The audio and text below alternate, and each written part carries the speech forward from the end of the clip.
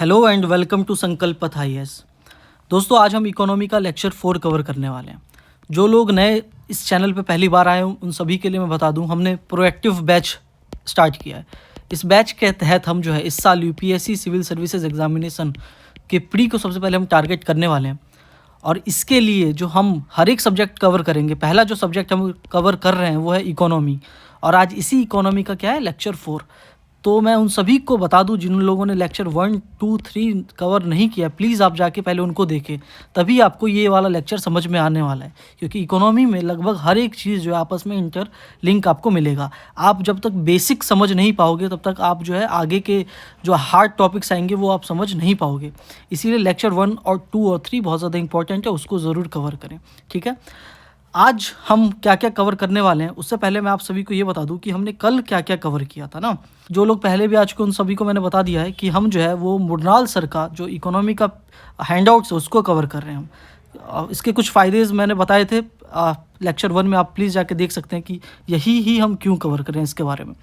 तो हमने क्या क्या कवर कर लिया था। अभी हम जो है पिलर 1A2, ठीक है, लेक्चर 2 और 3 जो है हमने इसी पे कवर कर रहे हैं। ठीक है, लेक्चर 2 और 3 हमारा जो पिलर 1A1 है वो कवर हो चुका है लेक्चर 1 में। होपफुली आज जो है पिलर 1A2 भी कवर हो जाएगा इस लेक्चर में। ठीक है, तो पिलर 1A2 में जो है मनी सप्लाई डिमांड, इसके बारे में हमने पढ़ा। डिपॉजिट्स के डिफरेंट टाइप्स के बारे में पढ़ा हमने। Call money, notice money, terms money, जो बैंक आपस में एक दूसरे को लोन देते हैं उसके बारे में। मनी मल्टीप्लायर के बारे में पढ़ा था। M0, M1, M2, M3, M4 money supply कैसे इंक्रीज़ करती है। RBI का क्या क्या इसमें स्टेप होता है। FRBM एक्ट के बारे में पढ़ा था कि ये एक्ट जो है एक तरह से RBI को बहुत सारी चीज़ें के लिए पाबंद करती है कि तुम गवर्नमेंट्स को लोन ज़्यादा मत दो और बहुत सारी चीज़ें के लिए ज़्यादा पैसे मत छापो। ठीक है, मॉनेटरी पॉलिसी के क्वांटिटेटिव टूल्स जिसके लिए CRR, SLR क्या होता है, उससे क्या फ़र्क पड़ता है अगर ये इंक्रीज़ डिक्रीज़ होता है, तो वो सब चीज़ें हमने पिछले वाले वीडियो में कवर किया था। ठीक है दोस्तों, CRR का इंक्रीमेंटल टूल, ठीक है, ओपन मार्केट ऑपरेशन। आज जो है ना दोस्तों हम क्या करने वाले हैं, हम यहाँ से स्टार्ट करने वाले हैं, सिस्टम लेवल लिक्विडिटी से स्टार्ट करने वाले हैं हम। ठीक है, यहाँ से आज हम कवर करने वाले हैं। ओपन मार्केट ऑपरेशन करने वाले हैं, ऑपरेशन ट्विस्ट के बारे में पढ़ने वाले हैं, बॉन्ड्स के बारे में पढ़ने वाले हैं, बॉन्ड यील्ड के बारे में पढ़ने वाले हैं। ठीक है, फिर उसके अलावा GSEP क्या होता है और बहुत सारी चीज़ें ना, ये सब चीज़ें हम जो आपको दिख रहा है, आप वीडियो पॉज करके चाहे तो आप देख सकते हो, ये सब चीज़ें हम बिल्कुल यहाँ तक कवर करने वाले। वापस चलते हैं, हम शायद 98 पेज पे था, तो ये रहा सिस्टम लेवल लिक्विडिटी। ठीक है दोस्तों, सबसे पहले हमारा जो ये टॉपिक है सिस्टम लेवल लिक्विडिटी क्या होता है, ठीक है, इसको बहुत ध्यान से समझिए आप। देखिए, लेट सपोज जैसे RBI है, एक्सिस बैंक को लोन चाहिए। लोन वो कैसे ले सकता है, किस इंटरेस्ट रेट पे, रेपो पे ले सकता है या MSF पे ले सकता है। रेपो रेट क्या था, रेपो रेट एक तरह का इंटरेस्ट रेट है जो कि RBI लगाता है अपने बोरोवर्स पे, यानी कि जो बैंक्स उनसे लोन लेती है कितने % ब्याज दर पे लेगा उसको हम रेपो रेट कहेंगे। MSF क्या था कि रेपो रेट में तो क्या था, जो कोलैटरल रखते हैं वो SLR कोटा के बाहर रखा जाता था, उसको हम रेपो रेट में गिनते थे। MSF में क्या है कि रेपो रेट SLR कोटा का भी आप रख सकते हो, गवर्नमेंट सिक्योरिटीज़ वगैरह, ठीक है, एज ए कोलैटरल, लेकिन आपको इंटरेस्ट ज़्यादा देना पड़ता था। शॉर्ट में जल्दी से मैंने बता दिया आपको रेपो MSF के बारे में। तो इन दोनों सब के जरिए जो मान के चलो बैंक को लोन चाहिए RBI से, 100 करोड़ का एक्सिस बैंक ने लोन लिया, वहीं पे दूसरे बैंक ने, मान के चलो बैंक ऑफ बड़ौदा ने क्या किया, डिपॉजिट किया RBI में 20 करोड़ रुपए। डिपॉजिट करने के भी बहुत सारे तरीके थे, रिजर्व, रेपो रेट, SDF, ये सब। तो अगर आप देखो तो नेट जो है डेफिसिट कितना हुआ RBI के पास, तो +20 माइनस का 100 करें हम तो -80 का जो सिस्टम लिक्विडिटी डेफिसिट हम इसको कहेंगे। क्या पूरे जो आप इकोनॉमी में देखो एक तरह से तो -80 करोड़ का कमी है ना भाई।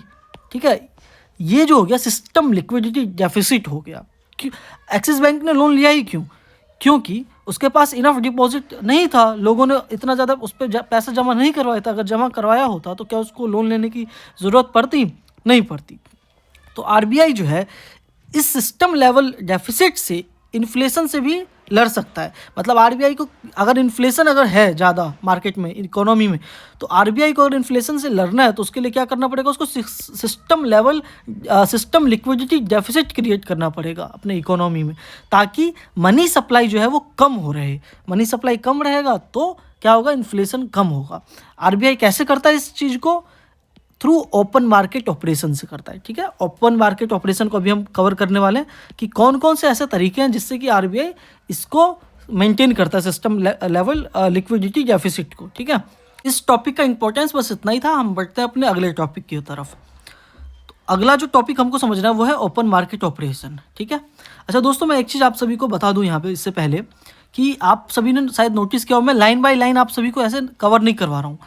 इसका मतलब ये नहीं है कि मैं कुछ छोड़ रहा हूँ, कुछ इंपॉर्टेंट नहीं, मैं आप सभी को वो चीज़ें समझा दे रहा हूँ। इस वजह से मैं लाइन बाय लाइन ऐसे रीड नहीं कर रहा हूँ। ठीक है, अगर आपको ऐसा करना हो तो आप जो है इसको वीडियो को पॉज करके देख सकते हैं। सो ओपन मार्केट ऑपरेशन दो तरह के होते हैं, एक रेपो ओपन मार्केट ऑपरेशन, दूसरा outright open market operation. Repo OMO के बारे में हमने वही पिछले सेक्शन में कवर कर लिया है कि रेपो रेट के जरिए कैसे आरबीआई जो है वो मनी सप्लाई को कंट्रोल करती है। ठीक है, लेक्चर 2 में आपको ये मिल जाएगा। आज हम कवर करने वाले हैं ये भी आउटराइट ओएमओ। आउटराइट ओएमओ में दोस्तों क्या होता है कि आरबीआई जो है वो सेकेंडरी मार्केट में खरीदती और बेचती है गवर्नमेंट सिक्योरिटी को, लेकिन बिना बाईबैक प्रॉमिस के। रेपो ओएमओ में क्या था कि आरबीआई जो गवर्नमेंट सिक्योरिटीज़ को खरीदती बेचती थी उसमें बाईबैक प्रॉमिस होता था, जिसके तहत जो है आरबीआई अगर क्या लोन दे रही है, ठीक है, आरबीआई लोन दे रही है अगर किसी बैंक को कोलेटरल गिरवी रखवा के, जिसको कि हम दूसरे भाषा में कहें कि वो एक तरह से कोलेटरल को खरीद लेती थी और उसमें बाईबैक प्रॉमिस होता था कि इतने दिनों के बाद जो है आपको थोड़े सस्ते रेट पे हम इसको बेच देंगे, जिससे कि वो जो बीच का फ़ायदा था वही था क्या, रेपो रेट। तो आउटराइट ओएमओ में ऐसा कोई भी प्रॉमिस नहीं होता है, उसके बिना आरबीआई बाई और सेल करती है। सो प्राइमरी और सेकेंडरी मार्केट। प्राइमरी मार्केट मैंने आप सभी को बताया था कि पहली बार जब गवर्नमेंट या प्राइवेट जो कंपनीज है वो अपने गवर्नमेंट सिक्योरिटीज़ या ट्रेजरी बिल इशू करते हैं, वो प्राइमरी मार्केट में करते हैं। तो प्राइमरी मार्केट में पहली बार बाई किया जाता है, उसके बाद सेकेंडरी मार्केट में उसका सेल कर ले, फिर परचेज कर ले, सेल परचेज सब चलता रहता है। तो मान के चलो प्राइमरी मार्केट में सबसे पहले क्या होता था कि आप और हम जो नॉर्मल रिटेल इन्वेस्टर्स है वो नहीं खरीद सकते थे कोई भी government security treasury bill directly. Indirectly तो जो है आप कोई आपका डीमैट अकाउंट हो किसी ब्रोकर के पास, चाहे एंजल ब्रोकिंग हो या चाहे कोई सा भी हो, उनके जरिए आप खरीद सकते थे। लेकिन अब जो है 2021 के बाद आरबीआई का खुद का जो ई कुबेर प्लेटफॉर्म है उसमें आप एक तरह से आरडीजी अकाउंट बना सकते हैं ताकि आप directly government security treasury bill को देख सकें, खरीद सकें। ठीक है, सेकेंडरी मार्केट में मान के चलो एसबीआई एक हम एग्जांपल लें, उसको अगर एग्जिट लेना है किसी, अगर उसने खरीदा हुआ है ट्रेजरी बिल वगैरह कुछ भी गवर्नमेंट सिक्योरिटीज़ प्राइमरी मार्केट से, उसको अगर बेचना हो तो सेकेंडरी मार्केट में वो बेचेगा। ठीक है, इतना समझ में आपको आ गया। प्राइमरी मार्केट और सेकेंडरी मार्केट, जितने भी ओपन मार्केट ऑपरेशंस किए जाते हैं वो सब आरबीआई के द्वारा सेकेंडरी मार्केट में किए जाते हैं, ना कि प्राइमरी मार्केट में। बस इसको आपको इतना ध्यान रखना था। तो अब हम आते हैं ओपन मार्केट ऑपरेशन को, जिसमें मैंने बताया कि आरबीआई यही खरीदने बेचने का काम करती है। आरबीआई खरीदती कब है? आरबीआई खरीदती है गवर्नमेंट सिक्योरिटीज़ बैंक से, ताकि मनी सप्लाई जो है वो इंक्रीज़ हो जाए। कैसे? सोचो, आरबीआई के पास बहुत सारा कैश है, ठीक है, बैंक्स के पास बहुत सारे गवर्नमेंट सिक्योरिटीज़ है। आरबीआई इन गवर्नमेंट सिक्योरिटीज़ को खरीदेगी और कैश को जो है वो दे देगी बैंक्स को। तो जब इन पे बैंक पे कैश आ गया तो क्या होगा, ये लोन दे पाएंगे लोगों को। जब लोगों को लोन मिलेगा तो क्या होगा भाई, लोन मिलेगा तो मनी सप्लाई क्या होगा, इंक्रीज़ होगा। आप ज़्यादा चीज़ें परचेज़ करोगे तो जीडीपी भी फिर इंक्रीज़ होगा। ठीक है, तो आरबीआई जब खरीदती है, आरबीआई एक और मौका होता है जब मान के चलो डिफ्लेशन हो गया हो। इन्फ्लेशन और डिफ्लेशन में फ़र्क पता है आपको क्या होता है? इन्फ्लेशन यानी महंगाई बढ़ गई है, डिफ्लेशन यानी महंगाई बहुत ही ज़्यादा कम हो गई है, तो वो भी ख़राब है इकोनॉमी के लिए। ठीक, तो जब डिफ्लेशन हो जाए तब भी आरबीआई क्या करती है, मतलब मान के चलो जब डिफ्लेशन कम करना हो आरबीआई को, तब मनी सप्लाई को इंक्रीज़ करेगी। जब क्या करना हो, इन्फ्लेशन कम करना हो, तो आरबीआई सेल करेगी। क्या? आरबीआई सेल करेगी। आरबीआई सेल क्या करेगी? आरबीआई सेल करेगी वही जो उसके पास गवर्नमेंट सिक्योरिटीज़ हैं वो बेच देगी और पैसे को ले लेगी, यानी कि इकोनॉमी से जो मनी है वो सक कर लेगी। जिससे क्या होगा कि मनी सप्लाई क्या होगा, डिक्रीज़ हो जाएगा, कम हो जाएगा मार्केट से, जिससे कि इन्फ्लेशन जो है वो कम हो जाएगा। ठीक है, तो इतना आपको समझ में आ गया कि आरबीआई ओपन मार्केट ऑपरेशन के जरिए खरीदती और बेचने का काम करती है। ठीक, नेक्स्ट टॉपिक ऑपरेशन ट्विस्ट। इसको समझने से पहले लेकिन हमको बॉन्ड यील्ड को समझना पड़ेगा। तो हम समझते हैं बॉन्ड यील्ड को। बॉन्ड यील्ड क्या होता है? तो देखो दोस्तों, ये एक टर्म है बॉन्ड यील्ड। बॉन्ड यील्ड उसको कहते हैं जो प्रॉफिट कमाता है कोई भी इन्वेस्टर बॉन्ड को खरीदने के बाद, जो इन्वेस्टमेंट करता है उसमें जो प्रॉफिट कमाता है उसको हम बॉन्ड यील्ड कहते हैं। इसको हम एग्जाम्पल से समझते हैं। मान के चलो राम ने गवर्नमेंट बॉन्ड को खरीदा 100 रुपये में, ठीक है। 8% के कूपन रेट या इंटरेस्ट रेट कह लो आप, कूपन रेट को इंटरेस्ट रेट भी कहा जाता है, ठीक। 8% के कूपन रेट के साथ खरीदा, जो उसका 1 साल का है वो, ठीक है। गवर्नमेंट को, इसका मतलब क्या हुआ कि गवर्नमेंट को अगले साल 1 साल बाद जो है वो 108 रुपये क्या करने पड़ेंगे, वापस करने पड़ेंगे, ठीक। इस केस में अगर हम देखें तो प्रॉफिट कितना हुआ? बॉन्ड यील्ड का फॉर्मूला क्या होता है? प्रॉफिट अपॉन इन्वेस्टमेंट, या कह लो आप इंटरेस्ट अपॉन में कॉस्ट प्राइस। तो प्रॉफिट को आपको पता है क्या कहते हैं हम, कि आपका जितने में आपने खरीदा और कितने में बेचा उनका डिफरेंस प्रॉफिट होता है। यानी कि 108 रुपये सरकार ने दिए 1 साल बाद और ख़रीदा कितने में था? 100 रुपये में ख़रीदा था। तो प्रॉफिट हो गया 108 माइनस का 100। इन्वेस्टमेंट कितना किया था उसने? 100 रुपये का इन्वेस्टमेंट किया था, 100 में ही खरीदा था ना। परसेंटेज में निकालना है तो इंटू का 100। तो अगर आप इसको देखो तो 8/100 इंटू का 100, 100 से 100 कट गया, 8% का बॉन्ड यील्ड बना, ठीक। 8% का बॉन्ड यील्ड बना, प्रॉफिट हुआ। समझ में आया? अगला, मान के चलो कि बीच में किसी वजह से अर्जेंट में राम ने जो खरीदा था 100 रुपये में उसको बेचना पड़े उस बॉन्ड को, तो भाई सरकार ने तो 1 साल का टाइम मांगा, 1 साल के बाद खरीदेगी। लेकिन बीच में अगर 1-2 महीने बाद ही अगर उसको बेचना है तो वो सेकेंडरी मार्केट में बेचेगी, मान के चलो शाम को। तो जब अर्जेंट में बेचेगी तो क्या उसको रेट कम करके बेचना पड़ेगा, तभी खरीदेगा कोई। 100 रुपये में अगर मान के चलो उसने खरीदा था तो शाम को वो सिर्फ 90 रुपये में ही बेच रहा है, मतलब अपना घाटा लेके भी बेच रहा है, ठीक। तो शाम के लिए अगर हम देखें बॉन्ड यील्ड कितना हो जाता है, शाम के लिए बॉन्ड यील्ड हो जाता है, श्याम ने कितने में खरीदा है? 90 रुपये में खरीदा है।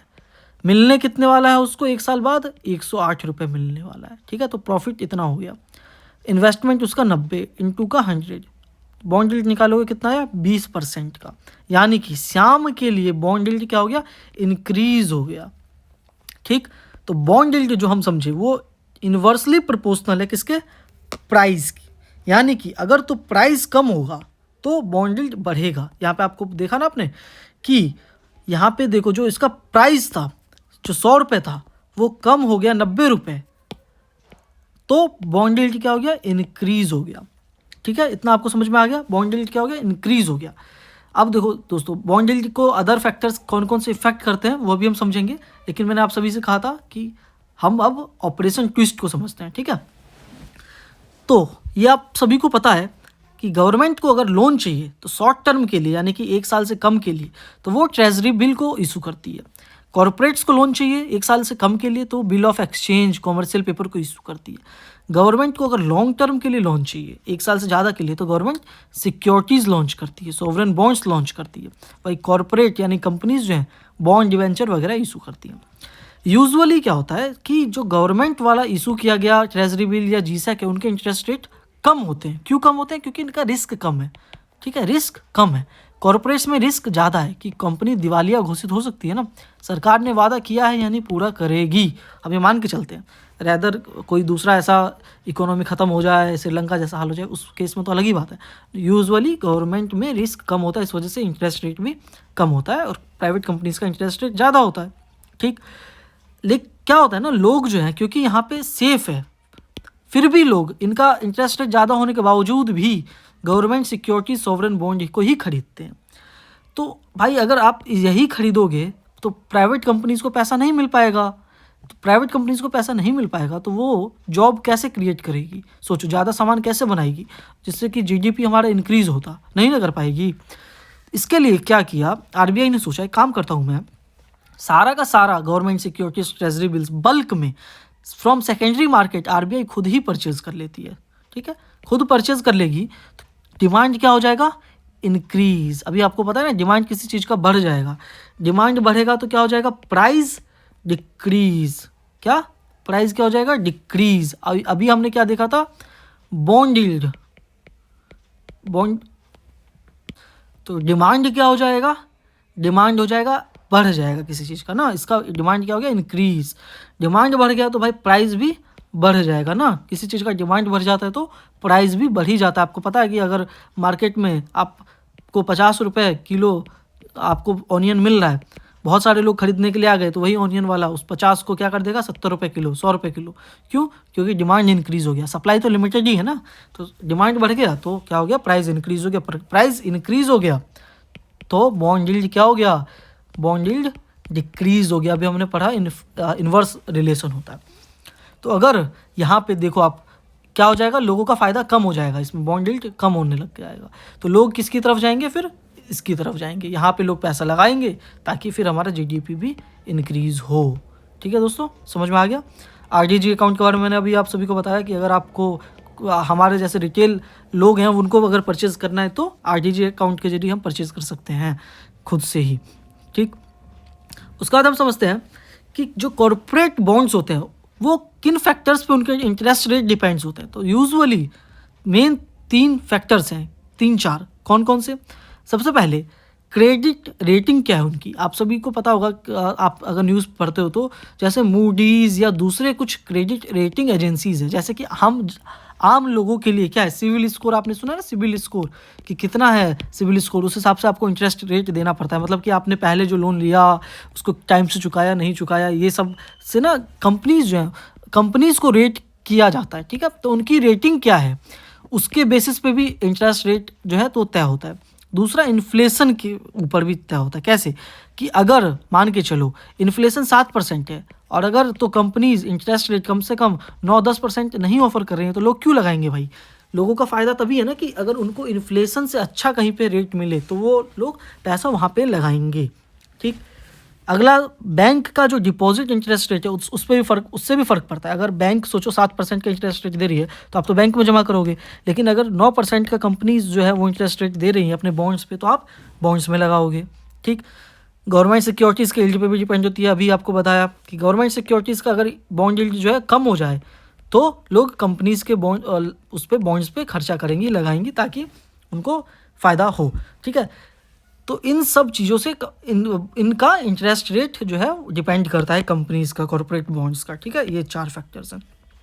कुछ भी डाउट हो दोस्तों प्लीज़ कमेंट सेक्शन में पूछिए, मैं ज़रूर कोशिश करूँगा आप सभी को रिप्लाई करने की।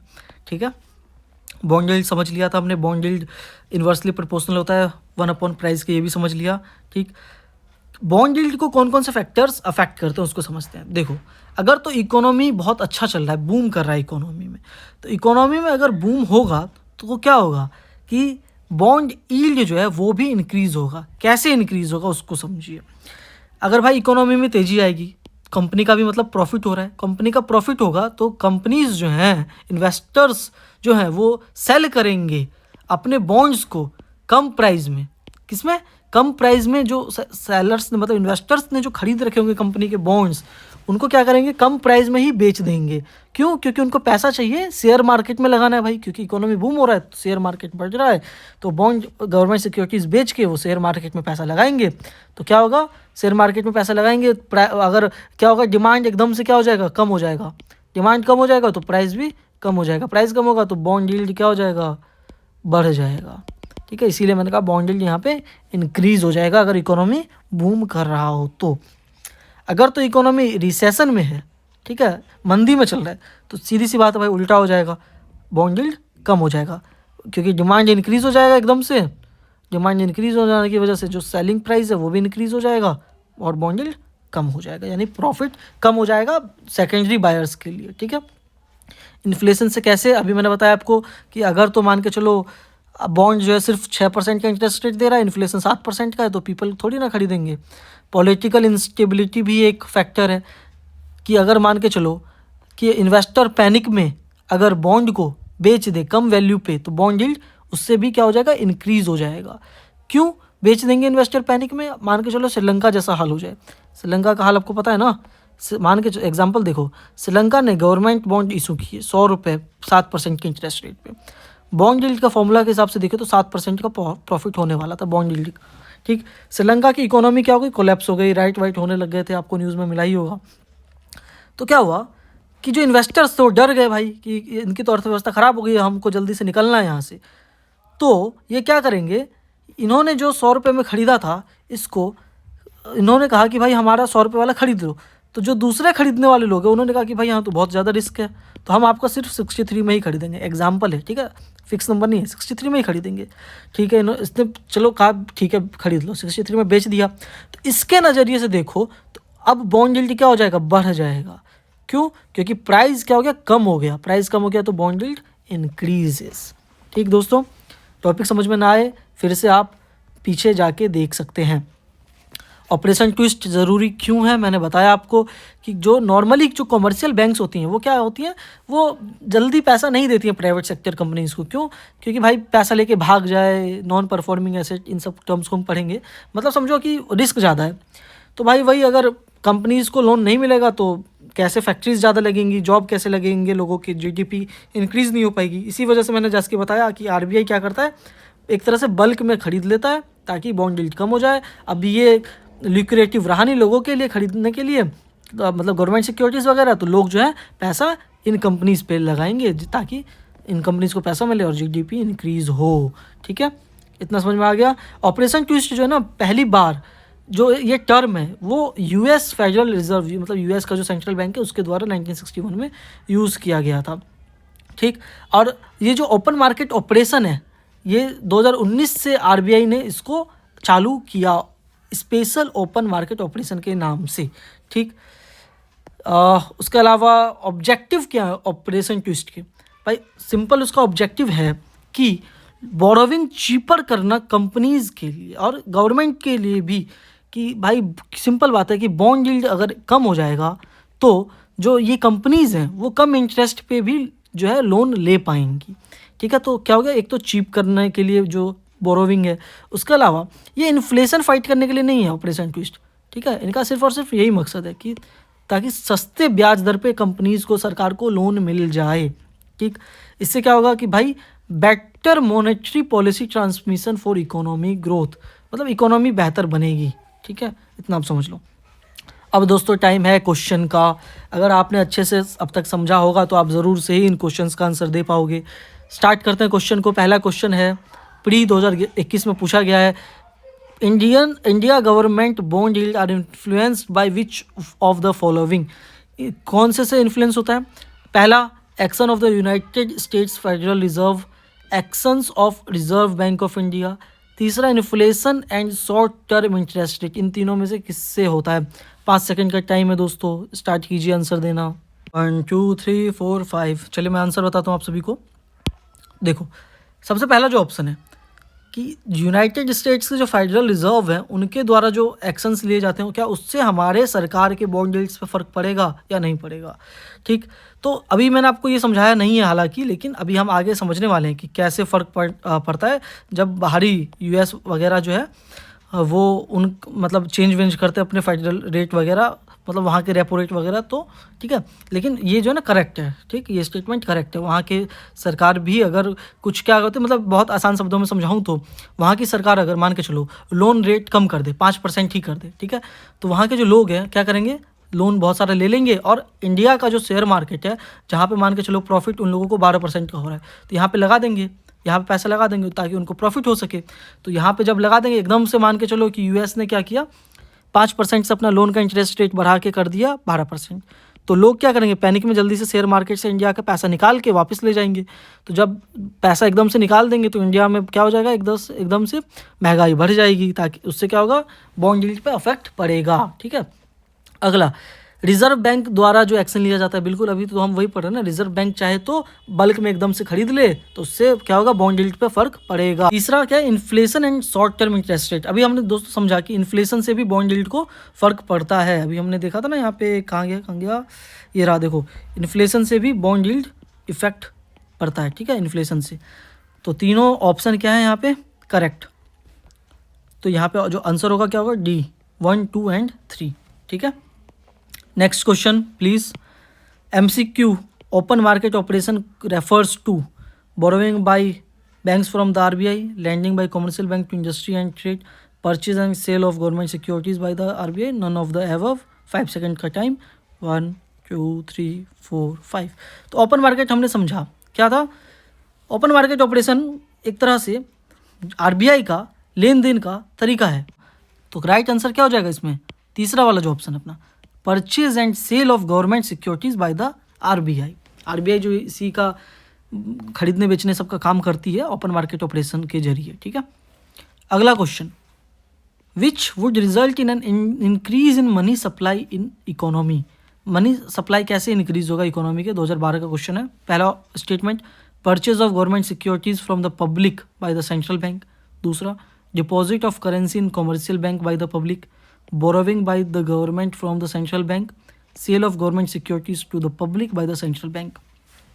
वीडियो पॉज करके देख सकते हैं आप, 5 सेकेंड का टाइम, 1 2 3 4 5। समझो दोस्तों इसको, क्या कहा है क्वेश्चन में, क्वेश्चन में कहा है कि मनी सप्लाई कैसे इंक्रीज होगा, ठीक है। मतलब what would result in an increase in money supply in an economy, ठीक। क्या रिजल्ट होगा मनी सप्लाई के बढ़ने का, रिजल्ट क्या होगा। देखो मनी सप्लाई बढ़े कैसे, purchase of government securities from the public by the central bank. अगर जो हमारी आरबीआई है वो क्या करे, गवर्नमेंट सिक्योरिटीज़ को परचेज कर ले। अगर आपको पता है कि गवर्नमेंट सिक्योरिटीज़ को अगर आरबीआई परचेज कर ले तो आरबीआई क्या करेगी, पैसे देगी, उससे क्या होगा, मनी सप्लाई इंक्रीज होगा। क्या होगा, मनी सप्लाई इंक्रीज होगा। Deposits of currency in commercial bank by the public, लोग जो हैं बैंक में डिपॉजिट करें, हमने पहले लेक्चर में बात किया था, उससे भी मनी सप्लाई इंक्रीज होता है।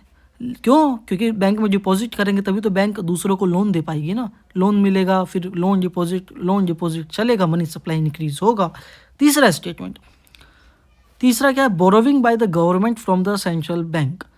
अगर हमारी सरकार जो है वो आरबीआई से पैसा लोन में ले तो भी मनी सप्लाई इंक्रीज होगा। देखो वैसे तो एफआरबीएम एक्ट के तहत मना ही है सरकार सेंट्रल बैंक से पैसा ना ले, लेकिन कुछ केसेस में आपको मान के चलो लेती है।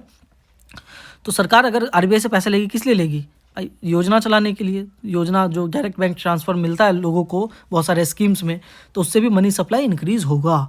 चौथा, sale of government securities to the public by the central bank. नहीं, अगर सोचो गवर्नमेंट सिक्योरिटीज़ को आरबीआई बेचेगी तो यानी कि पैसा वो सक करेगी मार्केट से, तो मनी सप्लाई क्या होगा, डिक्रीज होगा। तो इसलिए ये स्टेटमेंट क्या हो गया, गलत हो गया। 1 2 3 करेक्ट है, 1 2 3 ऑप्शन है क्या। तो दोस्तों यहाँ पे आपने देखा कि 1 2 3 तो क्या है, ऑप्शन ही नहीं है। तो बहुत केसेस में ऐसा होता है, आपको क्वेश्चन मिलेगा इसमें वो सारे ऑप्शन ही ना हो, तो आपको देखना कि मैक्सिमम कितने ऑप्शन है। मैक्सिमम आप देखो तो फोर्थ तो हमको पता है क्या गलत है, फोर्थ गलत, तो ये भी गलत, बचा क्या, सी या ए। हमको पता है 1 भी सही है, तीसरा भी सही है, तो ऑप्शन क्या हो जाएगा यहाँ पे, सी वाला करेक्ट हो जाएगा, ठीक है।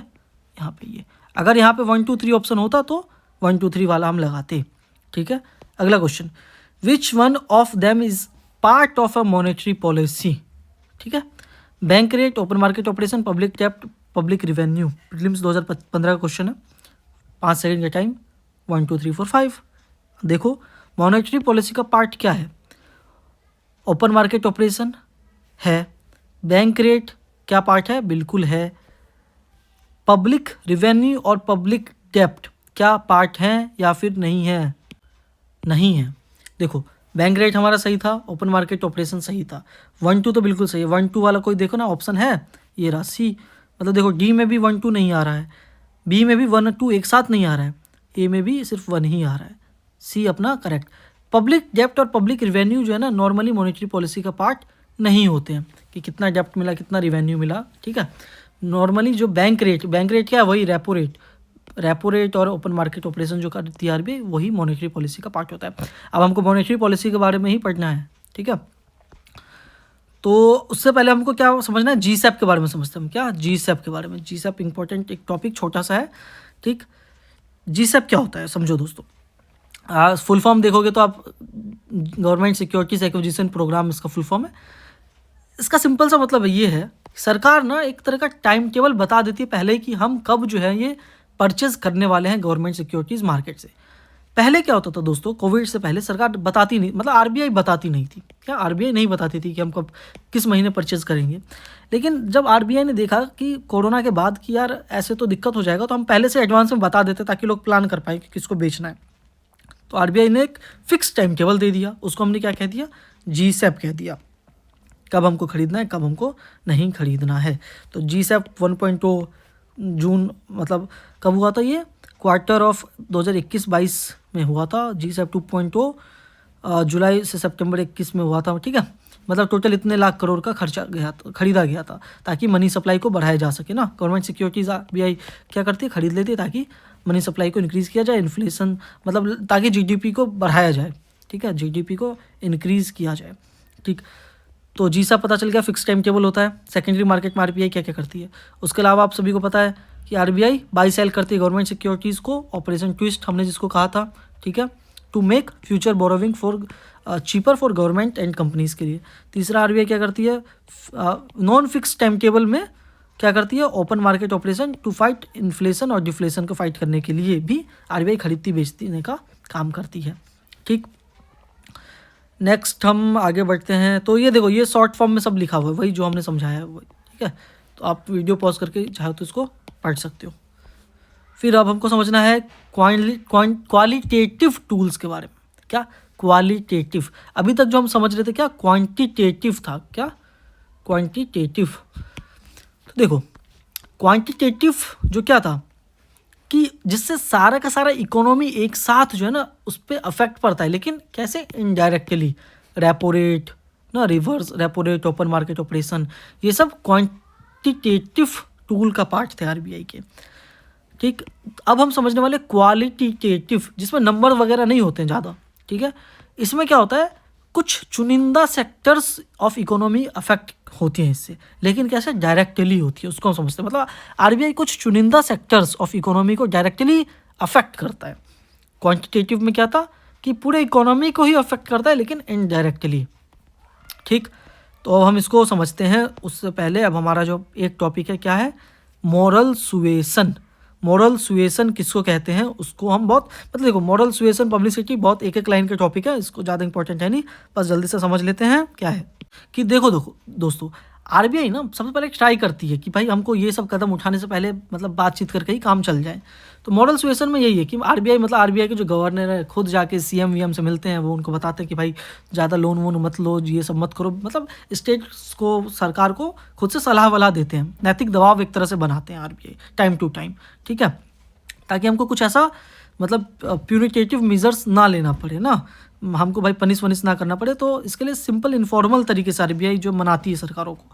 दूसरा क्या होता है, पब्लिसिटी के तौर पे भी कि RBI भाई मीडिया स्टेटमेंट दे देगी, स्पीच दे देगी, ताकि उनको एक तरह से पब्लिसिटी के तौर पे दबाव मिल जाए कि भाई तुम इस तरीके का कदम उठाओ। और अगर फिर भी इसके बावजूद भी नहीं मानते हैं, इसके बावजूद भी अगर नहीं मानते हैं तो RBI क्या करती है, डायरेक्ट एक्शन लेती है, पनिशमेंट देती है वेरियस एक्ट के जरिए। कैसे RBI जो है पनिश कर सकती है बैंक्स को, नॉन बैंक्स को, कि भाई तुमने हमारी बात क्यों नहीं मानी। कौन कौन से RBI के एक्ट हैं, बैंकिंग रेगुलेशन एक्ट है, पेमेंट सेटलमेंट एक्ट है, तो बहुत सारे कॉन्स्टिट्यूशन में पावर दिए गए RBI को इन एक्ट्स के जरिए, ठीक है, ताकि RBI इन पे डायरेक्ट एक्शन ले सके, इन बैंक्स पे जो RBI की बात को ज़्यादा नहीं मानते हैं, जो मतलब SLR कोटा, RBI जो कहती है जितना रखने के लिए, या CRR कोटा, मतलब बहुत सारी चीज़ें हैं जो RBI कहती है वो नहीं करते हैं। तो ठीक, यहाँ हद तक कि 2019 में तो RBI ना क्लोबैक प्रोविज़न लेके आई थी। मतलब कि अगर सोचो किसी बैंक में फ्रॉड हो जाता है तो क्या RBI ने कहा था कि भाई वहाँ का जो उसका CEO है ना, उसके सैलरी से पैसा काटो, उसने अब तक जितने भी पैसे दिए ना उसको रिकवर करो, क्लोबैक, ताकि वो लोग डर के काम करें अच्छे से, सबको बेमतलब में ऐसा लोन वोन ना दे दें, ताकि मतलब कोई लोग नीरव मोदी या ऐसे लोग लेके भाग जाएं विजय माल्या के तौर पे। ठीक है, ठीक। इसमें देख रहे हो आपको जो भी बताया इसमें ना, आप इन सब चीज़ों को, मोरल सुएसन, पब्लिसिटी, इन सब को आप किसी मैथमेटिकल नंबर्स में आप नहीं वो लिख सकते हो कि RBI कितना पनिशमेंट देगा, ये सब। इस वजह से हम इसको क्या कहते हैं, क्वालिटेटिव, ना कि क्वांटिटेटिव।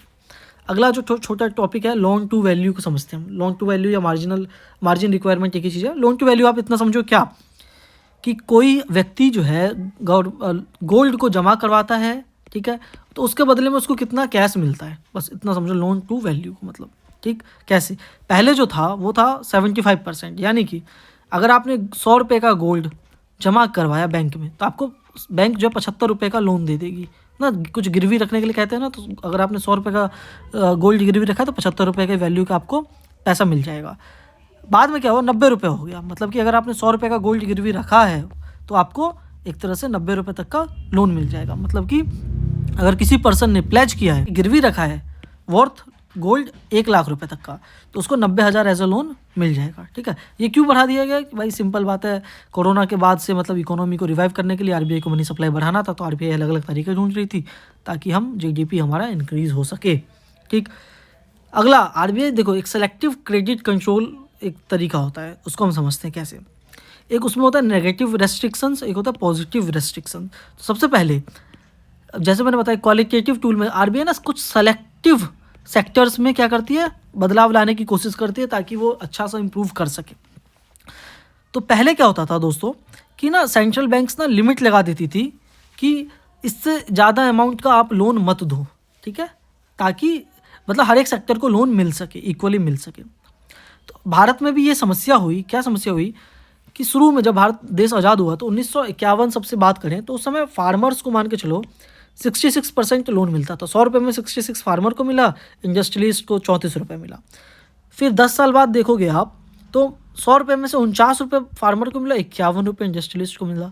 1968 आते आते अब देखोगे तो फार्मर्स को लोन कम मिलने लग गया, इंडस्ट्रियलिस्ट को ज़्यादा मिलने लग गया। क्यों ऐसा कम मिलने लग गया? क्योंकि भाई जो मतलब आप समझो जो प्राइवेट बैंक्स थे वो प्राइवेट इंडिविजुअल्स को ज़्यादा पैसे देते थे, फार्मर्स को नहीं देते थे, वो चुका नहीं पाए, वो नहीं हो पाए ना, अलग अलग रीजंस। तो इससे घाटा क्या होने लग गया भाई? तो देखो, अगर आप फार्मर को लोन नहीं दोगे तो वो ग्रीन रिवोल्यूशन कैसे आएगा, फूड्स की सिक्योरिटी कैसे होगी ना, सबकी ग्रोथ कैसे होगी, पॉवर्टी कैसे रिमूव होगा? तो ये सारी प्रॉब्लम्स आई आरबीआई के सामने। तो इसी वजह से जो मान के चलो इंदिरा गांधी की सरकार ने क्या किया, बैंक्स का नेशनलाइजेशन करना चालू किया। वो भी हम आगे के पिलर्स में पढ़ेंगे, नेशनलाइजेशन ऑफ बैंक्स। लेकिन आरबीआई ने अपने तरफ से क्या कदम उठाए? आरबीआई ने अपने तरफ से कदम ये उठाए कि 1970 से आरबीआई ने फिक्स कर दिया कोटा। ठीक है, कि भाई मतलब नॉन फूड लोन्स जो है ना इससे ज़्यादा आपको नहीं देने हैं। ठीक है, ताकि ग्रीन रिवॉल्यूशन, फूड इन्फ्लेशन बढ़े। ठीक है, आपको फूड लोन इतना देना है, नॉन फूड लोन इतना देना है। लेकिन क्या था कि इसमें कुछ लूप होल्स थे। और मतलब मान के चलो कि आरबीआई ने कहा है कि भाई 100 करोड़ रुपए से ज़्यादा तुम ना प्राइवेट इंडिविजुअल को लोन नहीं दोगे। तो जो बड़े बड़े होशियार लोग थे उन लोगों ने क्या किया कि मान के चलो 2 लोगों के नाम से अकाउंट खुलवा लिया कि 90 करोड़ एक लोगों को दे दो, 90 करोड़ दूसरे लोगों को दे दो। मतलब कुछ लूप होल्स आ गए थे। ठीक है, तो इसी के लिए आरबीआई ने क्या लेके आई, पॉजिटिव डायरेक्शन में आरबीआई ने कदम उठाया। ये तो गया नेगेटिव डायरेक्शन में कदम कि ये मत करो, ये इसको इतना मत दो। पॉजिटिव डायरेक्शन में आरबीआई ने कहा कि क्या कहा कि भाई एक काम करो, तुम कम से कम इतना तो दो ही दो। मतलब कंज्यूमर क्रेडिट कंट्रोल पहले आरबीआई लेके आई, उसको समझते हैं। कंज्यूमर क्रेडिट कंट्रोल का मतलब ये था कि मान के चलो कि रिसेशन के समय गरीब लोग जो है वो तो भाई नए नए बाइक, घर ये सब नहीं खरीद पाएंगे ना। क्यों? क्योंकि उसका ईएमआई भी ज़्यादा होता है, ईएमआई इंस्टॉलमेंट ज़्यादा होता है, कुछ फिक्स होता है। मान के चलो ईएमआई इतने पहले आप डाउन पेमेंट कर दो, मतलब पहले कुछ मान के चलो 1 लाख का आपने सामान खरीदा, 20,000 रुपये का डाउन पेमेंट कर दो, बाकी के जो 80,000 हैं वो आप 10,000 प्रति महीने के हिसाब से 8 महीने तक के लिए दे दो हमको। ठीक है, तो लेकिन अगर रिसेशन आ जाए तो गरीब व्यक्ति कहाँ से 10,000 रुपये दे पाए ना। तो आरबीआई ने कहा चलो हम एक काम करते हैं कि छूट देते हैं, कुछ पैसे में छूट नहीं, महीनों में छूट। एक काम करो आप लोग कि आप लोग हर महीने जो 10,000 रुपये देते थे ना, अब एक काम करो 1,000 रुपये पर महीने दो। लेकिन यहाँ पे जो आप 8 महीने तक के लिए देते, तो आप सोच लो भाई कि मतलब आप 80 महीने के लिए आप दो, क्या 80 महीनों के लिए, मतलब हमने आपके लिए टाइम बढ़ा दिया, टाइम पीरियड। तो अब क्या होगा, गरीब लोग भी ले पाएंगे, क्योंकि अब उनको भाई गरीब लोगों का मान के चलो 10,000 रुपये महीना तो नहीं बचा सकते हो, लेकिन कम से कम 1,000 रुपये महीना बचा सकते हैं और ये खरीद सकते हैं।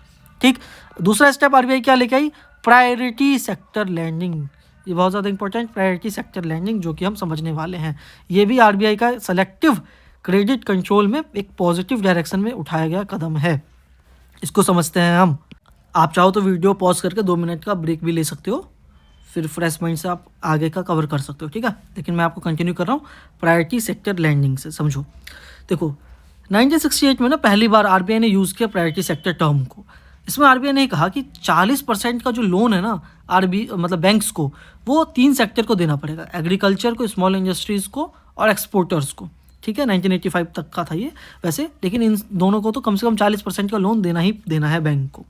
ठीक, तो अभी हम समझते हैं कि कितना कोटा आरबीआई ने फिक्स किया बैंक्स के लिए। मतलब एक तरह से अभी भी ये कोटा जारी है, मतलब कि आरबीआई ने कुछ कोटा फिक्स कर दिया कि भाई कम से कम आपको इतने लोन तो देना ही है। जैसे कि वीकर सेक्शन को बैंक्स को कहा आरबीआई ने कि 12% का आप कम से कम लोन दो, मतलब अपने जितना भी आप लोन देते हो उसमें से 12% लोन आप वीकर सेक्शन, कौन कौन से वीकर सेक्शन में लोग आते हैं, वही SC ST हो गए, वुमेन्स हो गए, माइनॉरिटीज़ हो गए, ये सब वीकर सेक्शन में आते हैं। एग्रीकल्चर के लिए, किसानों के लिए आरबीआई ने कहा कि कम से कम आप 8% का लोन तो दो इन लोगों को, ठीक। माइक्रो इंटरप्राइजेस को आरबीआई ने कहा कि कम से कम 7.5% का जो आपका लोन है ना वो माइक्रो इंटरप्राइजेस को जाना चाहिए। शॉर्ट फॉर्म में जल्दी से बता दूं दोस्तों आपको कि MSME के बारे में आगे हम वैसे पिलर्स में कवर करने वाले हैं। माइक्रो जो होते हैं वो ऐसे एक तरह के कंपनीज होते हैं जिसमें कि इन्वेस्टमेंट 1 करोड़ या उससे कम होता है, उनका टर्नओवर 5 करोड़ या उससे कम का होता है। स्मॉल ऐसे जिसमें 10 करोड़ या उससे कम का इन्वेस्टमेंट किया गया हो और टर्नओवर उनका 50 करोड़ से ज़्यादा का ना हो। मीडियम में 50 करोड़ से ज़्यादा का इन्वेस्टमेंट ना हो और 250 करोड़ से ज़्यादा का टर्नओवर ना हो, ठीक है। ये शॉर्ट फॉर्म बता दिया MSME के बारे में मैंने, ठीक है।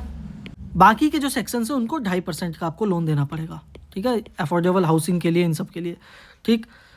तो टोटल मिला के 40% का लोन जो है आपको देना पड़ेगा। देखो ये सारे बैंक्स के लिए लागू नहीं होते हैं, ये स्केड्यूल्ड कमर्शियल बैंक के लिए लागू होते हैं। बैंक्स के भी बहुत तरह के प्रकार होते हैं, हम आगे कवर करने वाले हैं अगले पिलर में, ठीक है। इतना आप समझ लो कि 40% का फिक्स कर दिया। लेकिन बाकी का जो 60% है, क्या बैंक बाकी के 60% में से फार्मर्स को लोन नहीं दे सकती है? बिल्कुल दे सकती है, ठीक है। मतलब मिनिमम है ये, मैक्सिमम नहीं। बैंक फ्री है कि वो बाकी के लोन्स इस कोटा के अलावा किसी को भी दे, कोई लेना देना नहीं है, लेकिन इतना तो आपको देना ही पड़ेगा। PSL कोटा मिनिमम है, ना कि मैक्सिमम। PSL कोटा जो है वो NBFCs पे, नॉन बैंकिंग फाइनेंशियल कॉर्पोरेशंस पे अप्लाई नहीं होते हैं। NBFCs क्या है अगले पिलर में कवर करने वाले हैं।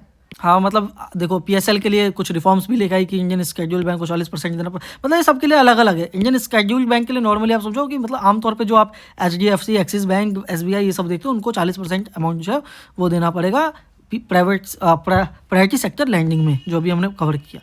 बाकी आप देख सकते हो अभी इतना काम का ये नहीं है, ठीक है। तो बस इतना देख लो आप, आगे हम कवर करते हैं। आरबीआई जो है वो कुछ रिफॉर्म लेके आई 2020 में, PSL रिफॉर्म 2020 में, वेटेज टू पुअर डिस्ट्रिक्ट। तो आरबीआई ने कुछ ऐसा कहा कि भाई देखो चलो 40% का जो लोन है अपना, मतलब भारत देश का नक्शा देखोगे उस हिसाब से तो 40% का जो लोन है मतलब वो दे दिया। तो क्या करते थे बैंक लोग, ज़्यादातर जो गुजरात का हिस्सा हो गया, महाराष्ट्र का हिस्सा हो गया, मतलब जो डेवलप्ड एरिया थे, दिल्ली का हिस्सा हो गया, इन सबको लोन ज़्यादा देते थे। लेकिन जो बैकवर्ड एरियाज थे, जैसे कि मान के चलो यूपी का एरिया, उड़ीसा, बिहार, इन सब का जो नॉर्थ ईस्ट के एरियाज, इन सबको लोन इतना ज़्यादा बैंक्स नहीं देते थे। बहुत सारे रीजन्स हो सकते हैं कि उनकी भाई ब्रांच ही ना हो वहाँ पे, मन ना हो देने का। तो बैंक आरबीआई ने कहा यार ये तो फिर तो काम का नहीं। तो आरबीआई ने कहा कि अब से हम क्या करेंगे ना, ऐसा करते हैं कि फॉरवर्ड डिस्ट्रिक्ट वही जो मतलब डेवलप्ड डिस्ट्रिक्ट है, अगर आपका कोटा के हिसाब से आपने वहाँ पे 100 रुपये का कोटा का लोन दिया तो हम ना आपको क्या काउंट करेंगे, माइनस का 10 काउंट करेंगे। यानी कि हम मानेंगे कि आपने बस 90 का ही लोन दिया है अपने कोटा में से, फॉरवर्ड डिस्ट्रिक्ट में अगर आप लोन दोगे तो। अगर आपने बैकवर्ड डिस्ट्रिक्ट में 100 रुपये का लोन दिया तो हम मानेंगे कि आपने 125 रुपये का लोन दे दिया। मतलब एक तरह से प्रोत्साहित कर रही है आरबीआई बैंक्स को, ताकि बैंक्स जो हैं वो बैकवर्ड डिस्ट्रिक्ट में जाके भी लोन को दें। समझ रहे हो इस चीज़ को, कि ये हो गया आरबीआई का वेटेज टू पुअर डिस्ट्रिक्ट में, ठीक। आगे एक दो टर्म समझ लेते हैं। देखो PSL ऑन लैंडिंग किसको कहते हैं, इसको समझते हो? क्या होता है ना, जो बैंक्स होते हैं उनका बहुत सारा टाई अप होता है कुछ छोटे मोटे माइक्रो फाइनेंस कंपनीज के साथ, ठीक है। माइक्रो फाइनेंस कंपनीज भी एक तरह से छोटा मोटा आप बैंक समझो, लेकिन असल में बैंक होती नहीं है, जैसे कि उत्कर्ष एक है माइक्रो फाइनेंस कंपनी। तो अगर बैंक के बिहाफ पे वो लोग अगर PSL कोटा के जरिए लोन दे रहे हैं तो वो भी PSL कोटा में काउंट किया जाएगा, बैंक्स के PSL कोटा में। दूसरा है टर्म को लैंडिंग क्या होता है कि अगर मान के चलो बैंक हो गया, बैंक को भी कुछ कोटा देना है लोगों को, NBFCs को भी कुछ कोटा देना है, अगर वो दोनों कंबाइन मिलकर किसी को लोन दे तो उसको हम कहेंगे को लैंडिंग, ठीक है। आगे हम दोस्तों ये समझते हैं कि मान के चलो कि अगर कोई बैंक जो है वो इस PSL कोटा को फुलफिल नहीं करता है तो क्या होगा।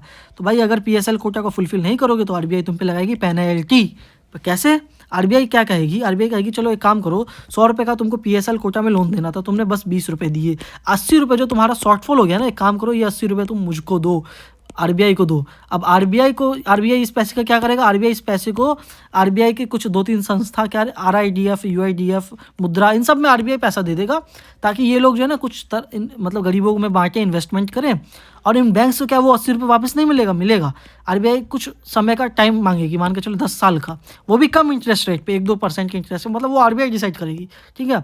उसके बाद आरबीआई जाके पैसे वापस करेगी। मतलब एक तरह से बैंक के लिए क्या नुकसान है। इससे अच्छा तो आरबीआई भाई बैंक्स जो हैं वो कम से कम गरीबों को लोन दे देती है 80%, उनका उसमें कम समय के लिए दे देती और इंटरेस्ट रेट भी अच्छा खासा मिल जाता। लेकिन नहीं दिया तो अब लो भुगतो इसको। तो आरबीआई ने इन सब को लोन मतलब बचा हुआ पैसा दे देगी और ये लोग जो है रूरल इंफ्रास्ट्रक्चर इन सबको मजबूत बनाने के लिए पैसा, उस पैसे का इन्वेस्टमेंट करेंगे, ठीक है। तो इसी क्रम में आरबीआई ने मतलब एक समझो आप 2023 के बजट में सरकार ने एक यूआईडीएफ बनाया था, अर्बन इंफ्रास्ट्रक्चर डेवलपमेंट फंड बनाया था। तो अब इसका जो पैसा है और जो मतलब शॉर्टफॉल का पैसा वो इसमें भी जा सकता है, ताकि जो नेशनल हाउस मतलब बहुत बड़े बड़े इंफ्रास्ट्रक्चर के भी जो है काम किए जा सकें, ठीक है। अगला जो छोटा सा टॉपिक है वो है प्रायोरिटी सेक्टर लैंडिंग सर्टिफिकेट्स। 2016 के बाद से चालू किया गया था, इस तरीके से चालू किया गया। तो आप मान के चलो कि कॉलेज में 3 दोस्त हैं, जैसे कि ये 3 दोस्त हैं, ठीक है। प्रोजेक्ट मिला इन लोगों को करने के लिए कि आप सभी को 4-4 प्रोजेक्ट बनाने हैं।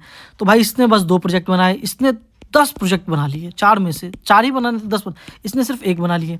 तो अब ये दोनों क्या कर सकते हैं कि इससे ये बाकी के प्रोजेक्ट्स खरीद ले, क्योंकि इसको तो सिर्फ 4 ही प्रोजेक्ट बनाने थे ना, बाकी का प्रोजेक्ट मतलब से इसको कुछ ऐसा तोहफा नहीं मिलने वाला है। तो ये अपने बाकी के प्रोजेक्ट इसको बेच देंगे, ये अपने बाकी के प्रोजेक्ट इसको भी बेच देंगे। अब क्या होगा, तीनों का कोटा कंप्लीट हो जाएगा। तो आरबीआई भी इस कदम पे काम करती है क्या, कि मान के चलो कोई बैंक है, उसने जो है ओवर अचीव कर लिया, यानी कि उसको कोटा के हिसाब से 40 रुपये देने थे, उसने 60 रुपये दे दिए, ठीक है। तो ये क्या कर सकती है वो वाली ओवर अचीवर बैंक, वो अपने जो 20 रुपये का कोटा है वो किसी अंडर अचीवर बैंक को, मान के चलो उनका कुछ लेन देन का हिसाब होगा, उस पर बेच दे कि भाई 20 रुपये का कोटा का तेरे को दे रहा हूँ सर्टिफिकेट 30 रुपये में, ठीक है। बैंक का भी फ़ायदा हो गया, इस बैंक का भी फ़ायदा हो गया कि इसको कोटा मिल गया, ताकि इसको जो ये पनिशमेंट था ये वाला ना, कि हम आपका पैसा को जो है इन सब में दे देंगे और 10 साल बाद देंगे, ऐसा करके कुछ जो था वो ना ही होना पड़ा, ठीक है। तो ये एक तरह से इलीगल नहीं है। आरबीआई ने 2016 के बाद से ये बैंक्स को एक तरह से मौका दिया। तो एक क्वेश्चन अपना पीछे छूट गया था, इस क्वेश्चन को भी करते हैं। एमसीक्यू है, priority sector lending by bank in India constitutes loan to agriculture micro finance enterprises weaker section all of the above pre 2013। आसान सा क्वेश्चन है, आंसर 1 2 3 4 5। तो देखो प्रायोरिटी सेक्टर लैंडिंग्स जो है बैंक इंडिया में किस किस को देती है भाई, एग्रीकल्चर को भी देती है, एमएसएमई को भी देती है, वीकर सेक्शन को भी देती है। तो ऑल ऑफ द अबव ये इसका क्या हो गया, आंसर हो गया, ठीक है। अगला क्वेश्चन जो अभी आपने आया था, ये देखो, विच of the following is not an instrument of selective credit control. कौन से इंस्ट्रूमेंट नहीं है सेलेक्टिव क्रेडिट कंट्रोल, जो भी हमने पढ़ा था, negative positive, regulation of consumer credit, rationing of credit, marginal requirement या सीआरआर। 5 सेकंड का टाइम, 1 2 3 4 एंड 5। तो क्वेश्चन अगर आपने ढंग से पढ़ा हो तो आपने देखा हो यहाँ पे नॉट लगा हुआ है ना, जो इंस्ट्रूमेंट नहीं है सेलेक्टिव क्रेडिट कंट्रोल को। तो अभी आपको पता है कि सीआरआर नहीं है, क्या सीआरआर नहीं है। अभी हमने सेलेक्टिव क्रेडिट कंट्रोल में पढ़ा था, ये तीनों थे, सीआरआर नहीं था। मतलब सीआरआर टर्म्स आप तो इस वाले में पढ़ा ही नहीं है ना, तो ये चीज़ नहीं है। अगला question, N increase in the bank rate generally indicates that. Bank rate में इंक्रीज होने से क्या जनरली इंडिकेट करता है। 2013 बैंक रेट फिर से बता दूं, रेपो रेट को ही बैंक रेट कहते हैं, 2013 का क्वेश्चन है। Market rate of interest is likely to fall. Central bank is no longer making loans to commercial bank. अगला, central bank is following easy money policy. चौथा, central bank is following tight money policy. 5 second का time, 1 2 3 4 and 5। Answer बताता हूँ आप सभी को, question को समझिए कि बैंक रेट में अगर इंक्रीज हुआ है तो वो क्या इंडिकेट करता है, यानी कि रेपो रेट में अगर इंक्रीज हुआ है, रेपो रेट इंक्रीज हुआ है, समझो ध्यान से, रेपो रेट बढ़ा दिया, इसका मतलब ये है कि अब बैंक्स को जो लोन है वो महंगे कीमतों पे मिलेंगे, मतलब महंगे इंटरेस्ट रेट पे मिलेंगे। तो बैंक क्या लोन लेगी, नहीं लेगी। बैंक लोन अमाउंट बैंक का कम हो जाएगा, लोन कम हो जाएगा तो बैंक लोगों को लोन नहीं दे पाएगी, तो मनी सप्लाई जो है वो कम हो जाएगा। चलिए समझते हैं। Market rate of interest is likely to fall, मतलब मार्केट में जो इंटरेस्ट रेट चल रहा है क्या हो सकता है कि वो गिर जाए। ये स्टेटमेंट क्या है, गलत है दोस्तों। क्यों गलत है समझो। अगर बैंक रेट जो है वो बढ़ गया, बैंक रेट क्या हो गया, इंक्रीज हो गया, तो जो एक तरह का मार्केट में जो आप बैंक से इंटरेस्ट रेट पे लेते थे सामान, वो बढ़ जाएगा ना कि कम हो जाएगा, क्योंकि भाई अब बैंक को देने के लिए पैसा कम ही है ना, लोनेबल अमाउंट कम है, तो इंटरेस्ट रेट जिस चीज़ की मतलब कम है तो उसकी क्या होगी, इंटरेस्ट रेट ज़्यादा होगी। ठीक है, ये स्टेटमेंट क्या होगा, गलत। दूसरा क्या था, central bank is no longer making loan to commercial bank. Central bank जो है वो लोन नहीं देगी कमर्शियल बैंक को, इसका मतलब ये होता है, अरे नहीं भाई, लोन तो देगी ही लेकिन ज़्यादा इंटरेस्ट रेट पे देगी। तीसरा statement, central bank is following easy money policy. क्या central bank easy money policy अपना रहा है या टाइट मनी पॉलिसी? तो ईजी और टाइट हमने पिछले वाले लेक्चर में कवर किया था, क्या कि ईजी मनी पॉलिसी में आरबीआई क्या करती है, मनी सप्लाई को बढ़ाती है, जो खुला मनी सप्लाई। लेकिन अभी हमने देखा कि यहाँ पे मनी सप्लाई कम हो रहा है, तो ये स्टेटमेंट भी गलत, ये वाला स्टेटमेंट बढ़ेगा। आरबीआई मनी पॉलिसी को टाइट कर रहा है, यानी कि मार्केट से पैसा सक करने के लिए। ठीक है, तो ये ऑप्शन आपका करेक्ट हो गया, जिसका है बहुत बहुत बधाई, कमेंट सेक्शन में आप जरूर लिखिए। ठीक, नाउ दोस्तों अगला क्वेश्चन है, if RBI adopt an expansionist monetary policy which would it not do. पहला, cut and optimize the SLR, increase the MSF rate, cut the bank rate and repo rate. 5 second का time, 1 2 3 4 5। Answer start करते हैं। देखो दोस्तों, expansionist monetary policy के बारे में बताया गया, अडॉप्ट करती है आरबीआई। एक्सपेंशनिस्ट मॉनेटरी पॉलिसी का मतलब है कि मनी सप्लाई आरबीआई को इंक्रीज करना है लोगों के हाथ में। ठीक है, क्या नहीं करेगी, यहाँ पे नॉट डू लिखा हुआ है। ठीक, देखो अगर मनी सप्लाई को बढ़ाना है तो SLR को कम करना पड़ेगा, तो पहला चीज़ तो करेगी ना, कट करेगी, लेकिन हमको नॉट डू बोला हुआ है, तो इस वजह से ये ऑप्शन गलत हो जाता है। इंक्रीज़ करेगी MSF फैसिलिटी को, तो यहाँ पे ना दोस्तों ऐसा नहीं करेगी। अगर आपने MSF को इंक्रीज़ कर दिया तो मनी सप्लाई क्या हो जाएगा, कम हो जाएगा, तो आरबीआई ये नहीं करेगी। तो इस क्वेश्चन के हिसाब से, क्योंकि नॉट पूछा है, सेकंड ऑप्शन करेक्ट है।